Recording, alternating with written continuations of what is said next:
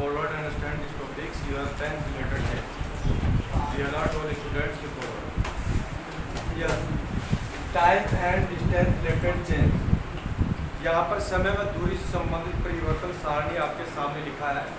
ध्यान दीजिएगा भाई, हम प्रेजेंट सिंपल आ रहा था, पास्ट सिंपल में बदल रहे थे ना, फिर पास्ट सिंपल आ रहा था तो उसको पास्ट परफेक्ट में बदल रहे थे, ठीक है।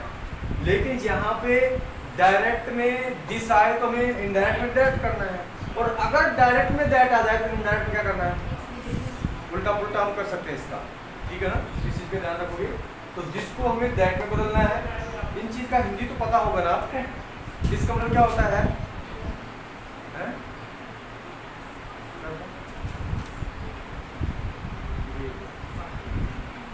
यानी क्या होता है? देखो ध्यान दीजिएगा, ये भी प्रोनाउन वर्ड है। जैसे आई, माई, मी, वी, हमारा, सी और यू, ये सब क्या है? प्रोनाउन है ना। उसी प्रकार से ये भी प्रोनाउन वर्ड है। प्रोनाउंस अगर आपने 6वीं 7वीं 8वीं क्लास में पढ़ा हो तो 10-12 प्रकार के होते हैं, है ना। मिनिमम 10 प्रकार के प्रोनाउंस होते हैं। जैसे कि सबसे पहले हमने 4 प्रकार के प्रोनाउन पढ़ लिए, सब्जेक्टिव, पॉजिटिव, ऑब्जेक्टिव और रिफ्लेक्सिव। 4 प्रकार के पढ़े ना। इसके बाद में आता है इंट्रीगेटिव प्रोनाउन, रिलेटिव प्रोनाउन, और उसके बाद में ये हमारा आता है डेमोन्स्ट्रेटिव प्रोनाउन। डेमोन्स्ट्रेटिव मतलब संकेतवाचक, तो इस संकेतवाचक प्रोनाउन में आते हैं। और एक होता है डिस्ट्रीब्यूटिव प्रोनाउन, एक होता है रेसिप्रोकल प्रोनाउन। अलग अलग प्रोनाउन है ना, जब उनको गहनता से आप सीखोगे तो पता लगेगा आपको। बाकी फिलहाल में तो हमने आपको 4 प्रोनाउन पढ़ाए, 5वां यहाँ पे दिस आया है तो हम बताने का प्रयास कर रहे हैं। दिस ये प्रोनाउन है डेमोन्स्ट्रेटिव यानी संकेतवाचक सर्वनाम। इसमें जैसे दिस सिंगुलर के लिए यूज होता है, ठीक है, यहाँ तो जगह नहीं है। दिस सिंगुलर, जैसे कि ये मार्कर है, ये पेन है, तो हम बोलेंगे कि दिस इज ये पेन, ठीक है ना। सिंगुलर है, पास में है, सिंगुलर है, पास में है, तो हम दिस का प्रयोग कर रहे हैं। और सिंगुलर है लेकिन हमसे दूर है तो हम क्या किसका प्रयोग करेंगे? दैट इज ए पेन, ठीक है। अब बहुत सारे पेन हैं, पास में है, नजदीक है, तो हम दीज का प्रयोग करेंगे, दीज आर पेन्स। और बहुत सारे पेन हैं लेकिन दूर हैं तो हम किसका प्रयोग करेंगे? Those are pens. समझ में आ गया ना। इसको बोलते हैं संकेतवाचक सर्वनाम, ठीक है।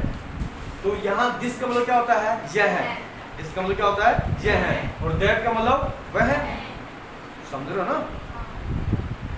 दीज, अब दीज का मतलब भी यह होता है लेकिन प्लूरल के लिए यूज होता है, और दो यानी वह। समझ में आ रहा है ना। देन्स और हैंड्स ये भी सेम इसी के रूप में वर्क करते हैं। देन्स और हैंड्स केवल प्रोनाउन या फिर हम बोल सकते पर्यायवाची वर्ड है। देयर, हेयर, देयर का मतलब क्या होता है? यहाँ, और हेयर का मतलब वहाँ। हम बोलते हैं ना once upon a time there was hair and there सब तो फूड, इस प्रकार से ना। तो हेयर एंड देयर।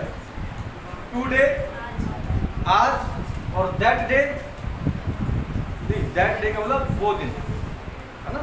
वो दिन मतलब नेक्स्ट डे की बात होगी या फिर पीछे जो दिन गए उनकी बात होगी। टू नाइट, रात्रि, दैट नाइट, यानी टू नाइट का मतलब होता है कि यानी आज, या फिर दैट नाइट यानी वो, ऐसे। अब वो में आने वाला वो हो सकता है और गया है उसमें हो सकता है। एगो का मतलब क्या होता है? पहले, और बिफोर का मतलब बाद में। यहाँ पे आफ्टर बिफोर का प्रयोग कर सकते हैं। आफ्टर का मतलब क्या होता है? पहले होता है, और बिफोर का मतलब बाद में होता है। जस्ट का मतलब क्या होता है? तभी, और नाउ यानी अभी। नाउ यानी अभी, और देन का मतलब तभी। मतलब एक प्रकार से देन आ गया तो हम नाउ कर देंगे, नाउ आ गया तो देन कर देंगे, और नाउ आ गया तो जस्ट कर देंगे, और जस्ट आ गया तो नाउ कर देंगे। और नाउ यहाँ पे आ गया तो हम जस्ट भी कर सकते हैं और देन भी कर सकते हैं ना। यस्टरडे का मतलब क्या होता है? बीता हुआ कल। और the previous day, previous day का मतलब क्या होता है? इसका मतलब बीता हुआ कल की बात बोलते हैं, प्रीवियस, हाँ, पिछला, ठीक है ना। टुमारो आने वाला कल, और फॉलोइंग डे का मतलब भी आने वाले कल। लास्ट, अब लास्ट, अब यहाँ पे ध्यान दीजिएगा, यहाँ पे लास्ट डे हो सकता है। लास्ट डे होगा तो हम क्या करेंगे? The previous day. Last month होगा तो हम क्या करेंगे? The previous month. Last week होगा तो the previous week. The last year होगा तो द प्रीवियस ईयर, समझ में आ रहा ना। उसी प्रकार से नेक्स्ट का है, next day, next month, next year, next hour, next, समझ रहे हो। तो यहाँ पे हम the following day, following month, following year, following week, इस प्रकार से हम करेंगे। और कम को गो में और गो को कम, समझ आ गया ना। तो जनरल आपके वर्ड हैं जो आपको रिमेम्बर करने पड़ेंगे, याद करने पड़ेंगे, तभी आप उसको परिवर्तन कर पाओगे, अन्यथा नहीं कर पाओगे। अब हमें एग्जाम्पल के ऊपर चलते हैं। यानी जर्नल जो हमारा असर्टिव सेंटेंस था वो कंप्लीट हो चुका है। इसके बाद में चलेगा इंट्रीगेटिव सेंटेंस। 5 प्रकार के सेंटेंस है ना। इंट्रीगेटिव सेंटेंस पढ़ेंगे, फिर इंपेरेटिव, फिर ऑब्जेक्टिव, फिर एक्सक्लेमेटरी, फिर आपका ये टॉपिक कंप्लीट हो जाएगा, ठीक है ना। और शायद मुझे लगता है कि आपके सबसे बड़े जो टॉपिक्स हैं उनमें यही है, एक टेंथ और एक दूसरे नंबर पे, उसके बाद में सब छोटे टॉपिक्स, एक एक दो दिन के, बाकी सबसे ज़्यादा इम्पोर्टेंट यही है। Ramesh said to me we read English book. अब ध्यान दीजिएगा, यहाँ पर कंफ्यूजन वाला विषय हो सकता है। कैसे? क्योंकि रीड की फर्स्ट सेकंड थर्ड फॉर्म क्या होती है? रीड ही होती है ना। अगर हम यहाँ सोचें कि ये वर्ब की सेकंड फॉर्म है, सोच सकते हैं ना, वर्ब की सेकंड फॉर्म होगा तो इसका मतलब पास्ट सिंपल टेंस है। और हम सोचें कि वर्ब की फर्स्ट फॉर्म है, प्रेजेंट सिंपल टेंस है, क्योंकि वी के साथ में किसका प्रयोग करते हैं? वर्ब की फर्स्ट फॉर्म का ही, ऐसे एस का प्रयोग नहीं होता है। तो आप जिस भी रूप में सोचो उसी रूप में दोनों तरीके से आप सही कर सकते हैं, आपका गलत नहीं होगा। देखिएगा, पहला रूल हमने लिखवाया था कि यहाँ पे आपको अगर से टू आए तो टेल में, से टू आए तो टेल्स में, और सैड टू आए तो टोल्ड में होता है। तो हमने सैड को किस में दिया है? टोल्ड में। रमेश सब्जेक्ट है तो सब्जेक्ट को रमेश ही लिखेंगे। उसके बाद में ऑब्जेक्ट क्या है? मी। दूसरा नियम बताया था कंजक्शन वर्ड किसका प्रयोग करना है? दैट का। उसके बाद में तीसरा नियम हमने बताया था कि प्रोनाउन से संबंधित परिवर्तन करना है। तो प्रोनाउन संबंधित परिवर्तन के लिए हमने आपको ट्रिक्स भी लिखवाई थी, S1 बटा 123। अब इस एक का मतलब क्या होता है? First person. फर्स्ट पर्सन कौन कौन से हैं? आई और वी, वही है ना। अब आई और वी होगा रिपोर्टेड स्पीच के सेंटेंस की शुरुआत में, तो हम रिपोर्टिंग वर्ब के सब्जेक्ट के अनुसार बदलेंगे। तो यहाँ सब्जेक्ट क्या है? रमेश। अब रमेश पुरुष है ना, तो हम यहाँ पे किसका प्रयोग करेंगे? ही का। अगर यहाँ पे सीता, गीता, रीना, सीमा कुछ भी होता तो यहाँ किसका प्रयोग करते हैं? हम सी का प्रयोग करते हैं। अगर कोई प्रोनाउन वर्ड आ जाते I, we, you, he, she, it, तो हम सेम टू सेम राइट करते हैं, ठीक है ना। ये चीज़ मैंने आपको गहनता से समझाई है। तो यहाँ पे वी को हम किस बदल दिए? ही में। उसके बाद में हमने देखा यहाँ पे कि हमने रीड को, देखिएगा यहाँ पे अगर वर्ब की सेकंड फॉर्म होती तो हम किसका प्रयोग करते?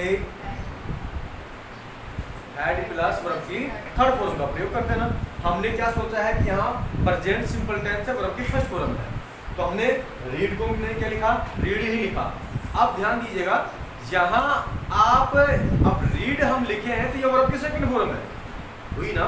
प्रेजेंट सिंपल टेंस वर्ब की फर्स्ट फॉर्म या वर्ब की फर्स्ट फॉर्म के साथ एस या एस हो तो हम किस बदलेंगे उसको? वर्ब की सेकंड फॉर्म, यानी पास्ट सिंपल टेंस में। तो यहाँ रीड क्या है? वर्ब की सेकंड फॉर्म है। उसके बाद में इंग्लिश, और समझ में आ गया क्या? दूसरा है I said to me you do not cook food, ठीक है। आई को आई लिख दिया है, सेड टू किस बदल दिया हमने? टोल्ड में। ऑब्जेक्ट क्या है? मी। उसके बाद में कंजक्शन वर्ड क्या लगाना है? बाकी इंपॉर्टेंट बात तो हमारी पहली तो ये हो गई है, दूसरी ये हो गई है, और तीसरी ये, ठीक है ना। उसके बाद चौथी जो हमने पढ़ी है वो क्या है? Time and distance related. ये अभी आया नहीं किसी एग्जाम्पल में, आएगा तो समझाया जाएगा। ये हो गया टोल्ड, कंजक्शन वर्ड दैट हो गया। यू हमारा क्या है? सेकंड पर्सन है, किसके अनुसार? ऑब्जेक्ट के अनुसार। किसके ऑब्जेक्ट के अनुसार? रिपोर्टिंग वर्ब के सेंटेंस के ऑब्जेक्ट के अनुसार, ऐसे बोलना पड़ेगा। ऑब्जेक्ट क्या है? मी। मी का सब्जेक्ट रूप क्या होता है? आई। तो यू को किस बदल दिया हमने? आई। अब डू नॉट या डज नॉट आए, हमने सारणी में लिखवाया था, टेंस से संबंधित सारणी है। तो डू और डज को हम किस में बदलेंगे? डिड में बदलेंगे ना। तो नोट होगा तो नोट लगा देंगे, तो डिड नॉट, उसके बाद में कुक, उसके बाद में। नेक्स्ट एग्जांपल है मोहन सैड, उसके बाद में he is playing hockey today.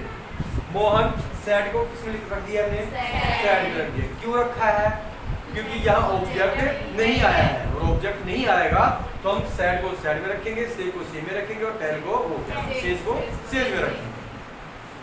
Conjunction word क्या लगा दिया हमने? दैट। अब यहाँ पर ही कौन सा पर्सन है? थर्ड पर्सन है ना।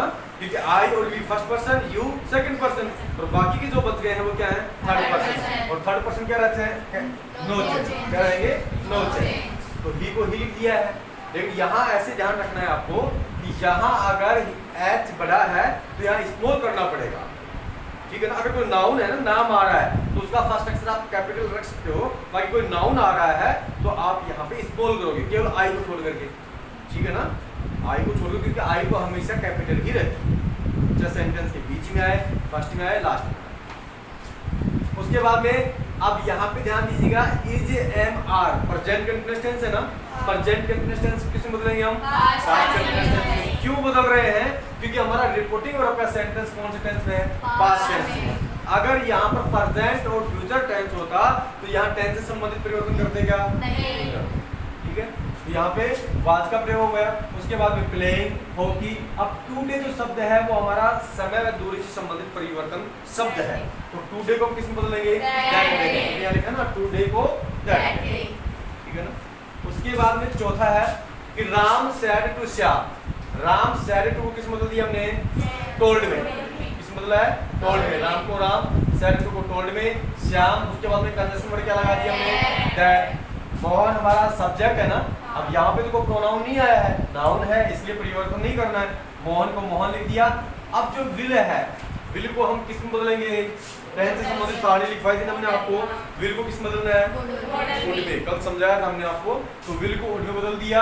गो टू अलवर। अब यहाँ पे टुमारो जो शब्द है उसको किस में बदलना है, ठीक है ना। पांचवा है I said we have cooked food. देखो ये हमारा प्रेजेंट सिंपल टेंस है, ये प्रेजेंट सिंपल का नेगेटिव टेंस हुआ ना। उसके बाद में ये हमारा प्रेजेंट कंटीन्यूअस टेंस है। उसके बाद में ये हमारा यानी फ्यूचर सिंपल मॉडल हो गया, एक प्रकार से मॉडल है। उसके बाद में ये हमारा प्रेजेंट परफेक्ट टेंस हो गया। प्रेजेंट परफेक्ट को किस में बदलेंगे, पास्ट परफेक्ट। पास्ट परफेक्ट की हेल्पिंग वर्ब क्या होती है, हैड। तो यहाँ पे सैड को सैड लिख दिया, कंजंक्शन वर्ड दैट।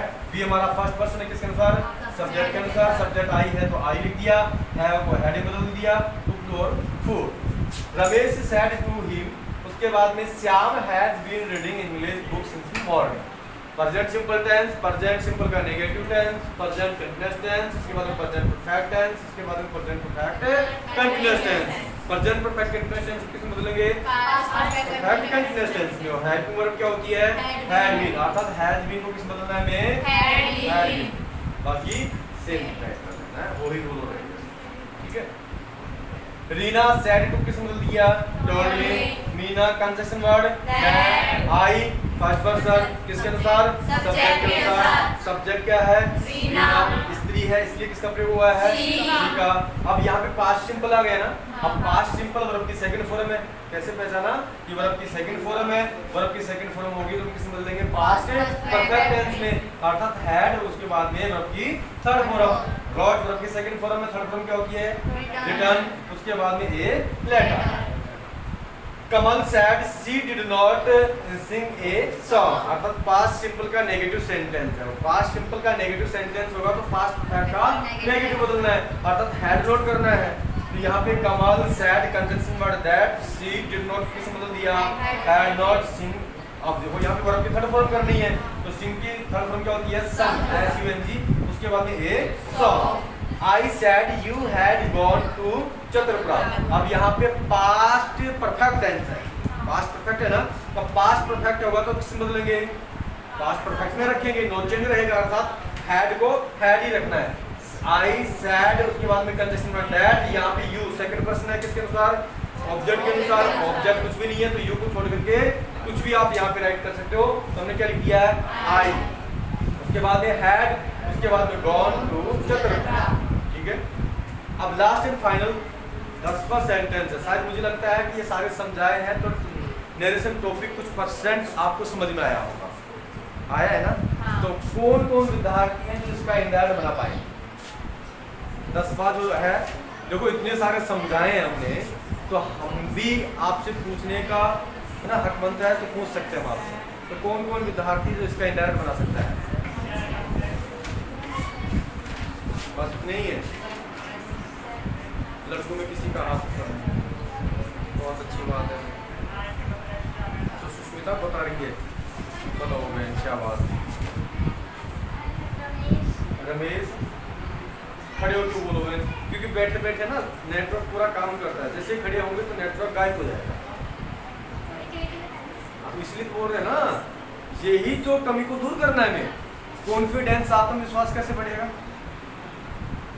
है? ये काम पहले, बाकी की पढ़ाई बाद में। जिस विद्यार्थी को शर्म आती है, खड़े होने पर बोलने पर स्टार्ट होती है, उस चीज को हम पहले निकालते हैं, उसी से बच्चे की वास्तविकता में कमी नजर आएगी। खड़े क्यों बोलो? बोलो रमेश टेल्स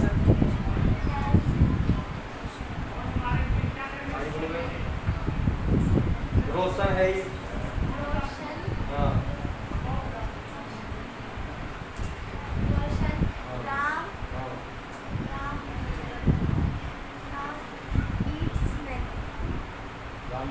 यहाँ टेंस से संबंधित परिवर्तन नहीं किया आपने, क्यों नहीं किया? कारण तो बताना पड़ेगा ना, क्यों नहीं किया? पता ही नहीं है? कौन बताएगा? 1 2 3 दिव्या बता सकते हो आप? बताओ। किसे इसे जनरल परजेंट में। शाबाश, बिल्कुल सही है।